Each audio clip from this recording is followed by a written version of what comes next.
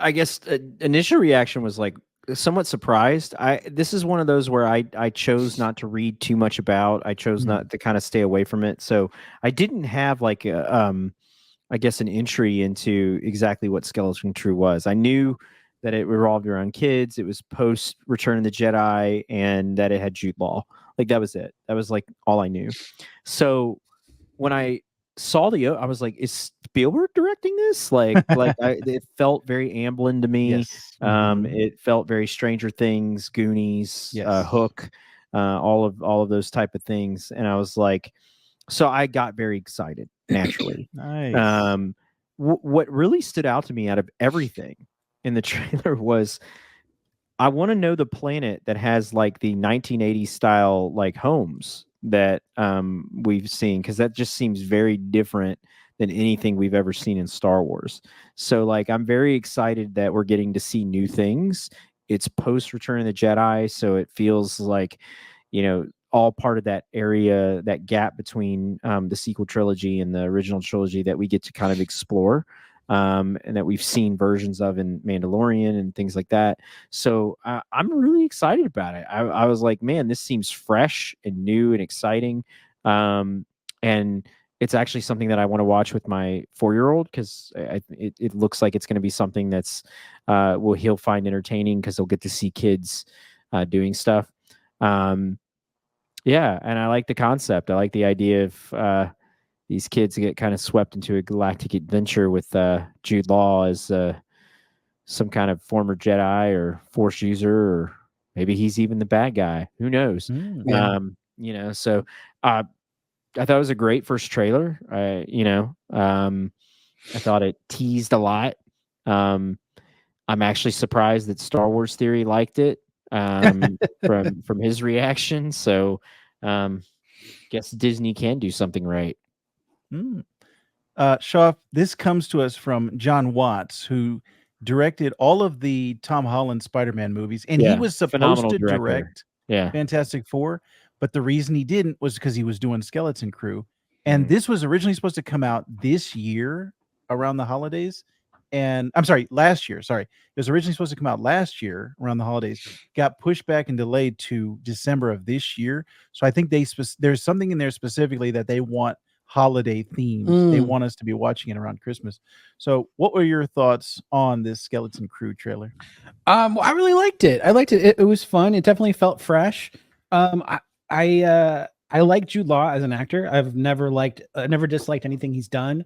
So I'm really interested to see what he does. I was honestly, knowing he was in it, was that I came into the trailer with, but finding out by the end of the trailer that he's essentially a Jedi. Yeah. That shocked me. I was did not see that one coming. So I just figured he was going to be sort of like an unwitting father figure or chaperone to these kids. So that'll be a really interesting dynamic to see play out. And it's also one that we haven't really seen much of in Star Wars. There's not a whole lot of time spent with kids in Star Wars, unless you're watching the kid cartoon. What is that called? Young Jedi Adventures. Yes, thank you. Which is great. I love that show. So Christian Paul loves it. One thing I wanted to make mention of is I'm not a fan of the title of this show. To me, especially if the show focused on like the adventures of 4 kids, Skeleton Crew I understand what a Skeleton Crew is, and I understand that they stumble upon a ship and they, become the passengers of this ship and they sort of like commandeer it. But like, to me, it communicates a certain vibe that I don't think the show really intends for itself. So like, I think they should have leaned a different way with it. I don't like the name of it. I can agree with that. I mean, again, here, like when I heard the show being announced, Skeleton Crew, and it was Filoni and Favreau, and it had Jude Law, my initial assumptions were like, oh, this is kind of like a Jack Sparrow Pirates, like, type thing within Star Wars. That'll be kind of fascinating to see.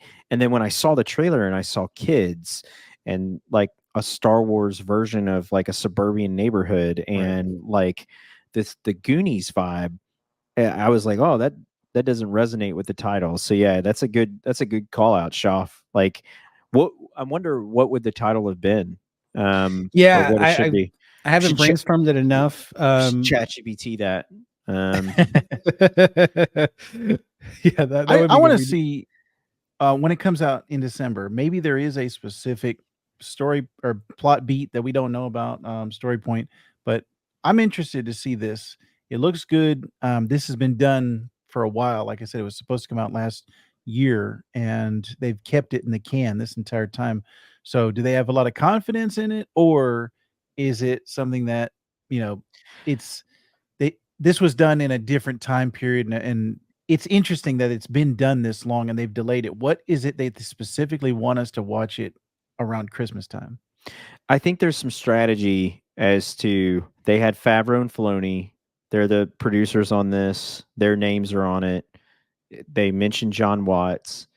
This seems to have a little bit more gravitas to it than the Acolyte did. Because the Acolyte, it was like they weren't marketing it, from Leslie Headland, the Russian doll creator, and from the brilliant executive producer mind of Dave Filoni. Like they didn't like the Acolyte was just as bad as under the radar as any Star Wars thing could have been.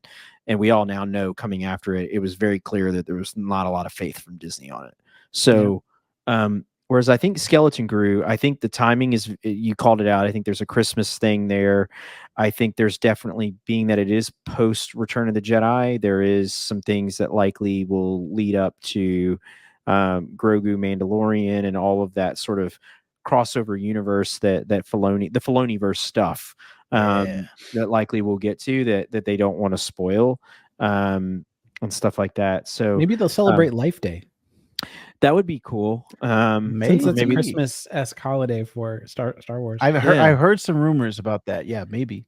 That would be really fascinating. But I just think that this further accentuates the divide of fans, that there is a fandom out there of Star Wars fans that are fully in on Filoni and Favreau, and anything that they do is great. And I think that anything that anybody else tries to do is met with contempt or tension or whatever. So anyway, throwing that little seed out there for all you shill. Vactor and I noticed a special little cameo appearance by a little floating flying character named Fuzzball, right? Fuzzbucket. Thank you. Who's Fuzzbucket? What is this? From Captain EO of all things. Oh. And since you yourself, Kevin, have not been to the parks in a long time, you probably remember Captain EO because that's kind of when it was still there. Yeah. Oh, I'm sorry. Yeah. There was a Disney movie called Fuzzbucket. That was what I got in my mind. You were right. It was Fuzzball. His name is Fuzzball. But yeah, so that's why I have on my little next to my name it says Hooter, because in Captain EO, one of the characters is this. There's Fuzzball. But next to him is Fuzzball. Hooter in that picture there. Mm-hmm. And Michael Jackson says Hooter a bunch of times. And one of the little kids on this Skeleton Crew looks just like a young Hooter. And but he's probably just more like a Max Rebo species. So this is the screenshot, Kevin, from the trailer.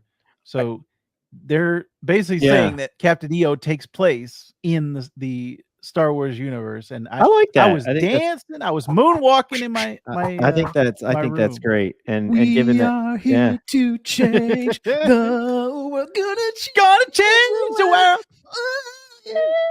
Too much. I should have worn my Captain EO shirt. You have a Captain EO shirt? One last comment on the Skeleton Crew, the props and the sort of production design.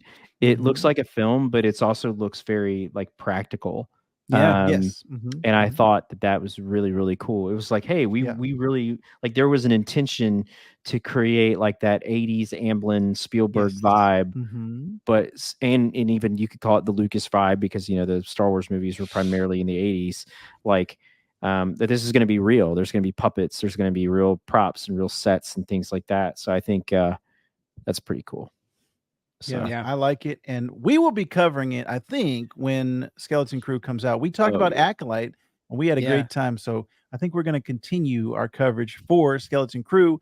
Real quick, a sign that Skeleton Crew is going to be good and successful it already has a Lego set. Oh, there it is, right there. See, No Acolyte did Lego not have set. a Lego set, and we found out the hard way. So the Skeleton Crew set is called the Onyx Cinder, which is the name of the ship that they commandeer. So cool name. Yeah, and it's a pretty cool looking ship too. A pretty cool set and a lot of great figures. I'll probably scoop it, especially because I think this show is going to be pretty good. You know, if they had a fuzzball minifig shop, that would be an instant purchase for me. Just throw Captain EO in there as well. Come on, let's get. They do have a Max Rebo minifig, but he's worth a lot of money. Yeah, he was very rare. I'll be interested. But maybe it was because it's been done. Maybe they've had the licensing, they've had all that, like they've had the time to work on this. Acolyte, maybe it was like they weren't trying to release the stuff to the toy companies for the leaks or whatever. Maybe, I don't know. But I would be curious to know what you thought about the Skeleton Crew trailer.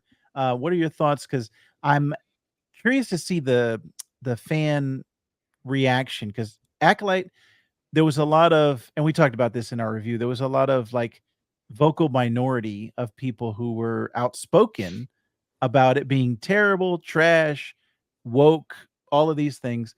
I haven't seen too much about Skeleton Crew. No, so I've seen the opposite. Oh, you saw a lot of positive.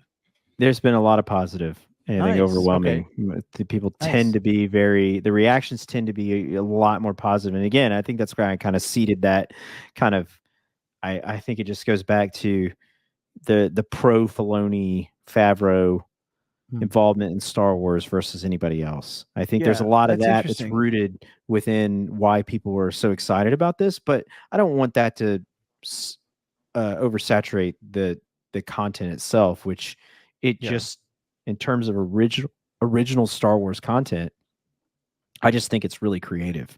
I really do. Yeah, and I think that we got to give a credit to John Watts, and then Christopher Ford is the screenwriter who also wrote the original Spider-Man Homecoming. He didn't go on to do the other Spider-Man movies, but he did Clown, he did Cop Car. All of these are John Watts collaborations. So yeah, he's worked with him. Have you seen Cop Car, by the way? Fantastic. I saw a snippet of it. I have not seen the whole thing. It's so good. I mean, the scene in Homecoming where Michael Keaton is in the car with Tom Holland and he's like, good old Spider-Man.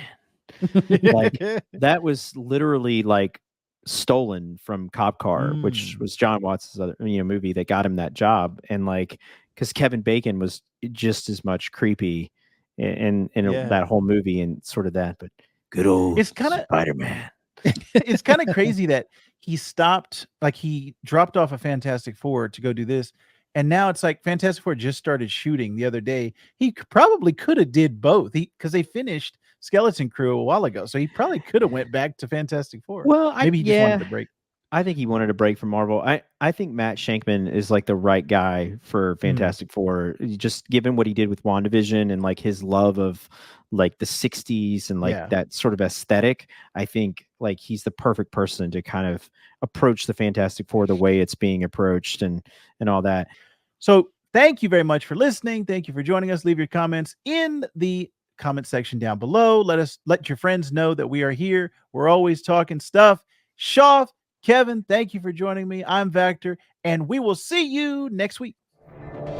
Trust.